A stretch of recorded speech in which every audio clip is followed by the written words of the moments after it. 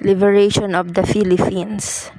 The final liberation of the Philippines at the end of the World War II released Filipinos from years of torment, but recognition of their courage and sacrifice was slow in coming.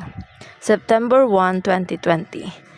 75 years ago, Japan officially surrendered aboard the USS Missionary in Tokyo Bay on September 2, 1945. The 23-minute ceremony ended the Pacific War, which had started on December 7, 1941. When Pearl Harbor was bombed, it also ended nearly 4 better years of Japanese occupation in the Philippines. A war that shattered the Pearl of the Orient and killed approximately 1 million civilians. But today, not many people know of the tremendous sacrifices of the Filipinos during the World War II. Ever since the Spanish arrived the Philippines and been subjugated to being ruled by power nation or for years. Dumating ang mga Espanyol sa Pilipinas at sinakop nila tayo ng ilang taon. The Spanish colonial period ended with the defeat of Spain by the United States in the Spain-American War, which marked the beginning of the American colonial era of Philippine history. The years they spent working and toiling for freedom finally paid off at the end of the World War II, where they were granted independence.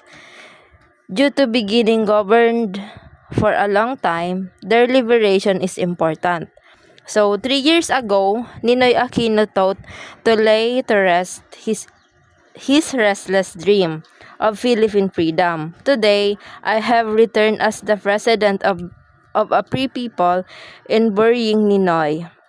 A whole nation honored him by that have and selfless of giving honor to a nation in shame recovered its own. Ninoy became placing sacrifice that answered their prayers for freedom. The Philippines is a compilation of over 50,000 islands located in Southeast Asia. It is near the Pacific Ocean. The islands are very hot and humid. The country's official name is Republic of the Philippines, and its form of government is Republic. The official language are Filipino, Tagalog, English, and the capital is Manila. People began migrated to the Philippines 30 years ago. The first people, the Negritos, were believed to have come from Borneo and Sumatra. Malays also arrived with the use of barangays or boats and groups of led by datu or chief. Later on, Chinese trades came and settled here along with the Arabs who brought Islam in the south. Their religion is spread some, but the Malays remain dominant. Sinasabi dito na ang kauna-unahang tao na nag-migrate sa ating bansa ay ang mga Negritos. Naniniwala sila na galing ito sa Borneo at Sumatra. Nakarating ang mga Malay sa ating bansa gamit ang barangays or boats. Ang kanilang grupo ay pinamumunuan ng dato or chief. Spanish arrival. On March of 1521, Ferdinand Magellan set foot of the Philippines. He claimed the land for Spain, but 1 month later, he was killed by a local chief. The Spanish sent in more expeditions and finally made a permanent settlement in 1565. They were ready to conquer the Philippines. Noong March 1521, dumating si Ferdinand Magellan sa Pilipinas. Tinanggap niya ang Spain, ngunit makalipas ang 1 buwan, pinatay siya ng isang local chief. Spanish goals.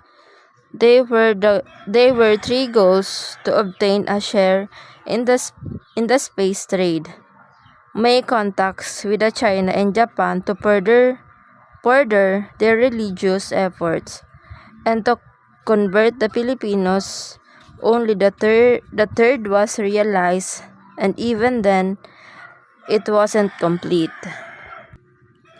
Spanish rule.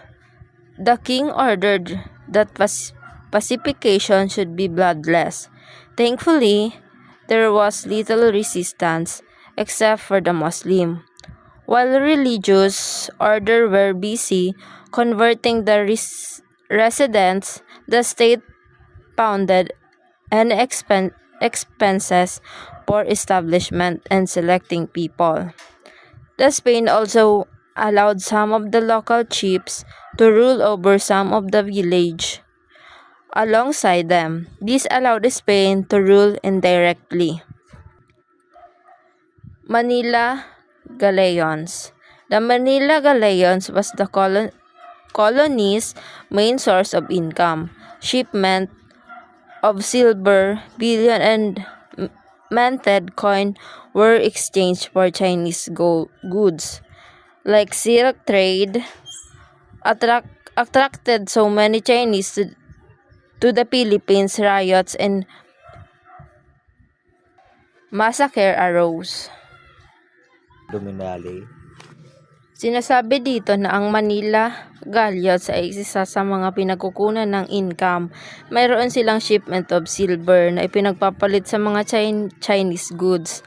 Kaya nagustuhan ng maraming Chinese sa Pilipinas. Spanish rule declines.